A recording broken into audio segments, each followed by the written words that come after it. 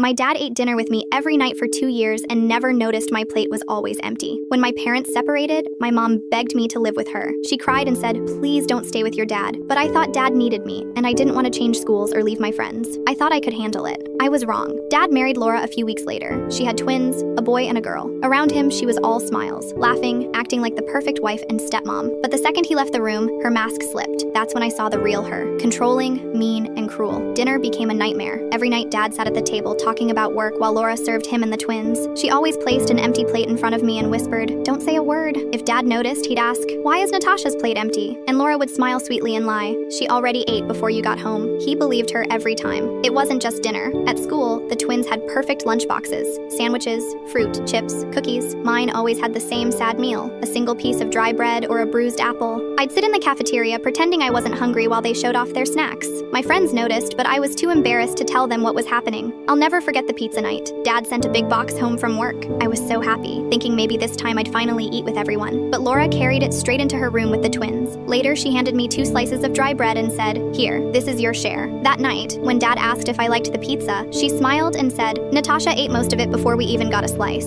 My stomach hurt from hunger, but the lie hurt even more. The twins joined in too. At home, they laughed and whispered, "Dad doesn't love you." At school, they showed off their lunches while I sat alone. One night, I broke. I pushed my empty plate away and shouted, "I haven't eaten dinner here in 2 years. She doesn't feed me, and she lies to you every night." Dad froze. Laura gasped like I had attacked her, then cried, "Why would you say something so cruel?" The twins nodded and called me a liar. For a moment, I thought maybe Dad would see the truth, but instead, he slammed his hand on the table and told me to stop. That night, I went to my room shaking, but instead of crying, I grabbed my phone and called my mom. She didn't ask questions, she didn't complain, she just said, "I'm coming." By 11 p.m., she was at the door, and I left with her. No bags, no second thoughts, just relief. Now I live with her, and for the first time in years, I feel peace. She makes sure I eat, she listens, and she reminds me I'm loved. She doesn't make me feel like I don't have a dad. She is both my mom and dad. She's everything I need. Sometimes I sit and wonder, did my dad really never notice what Laura was doing to me? Or did he notice and just choose not to care?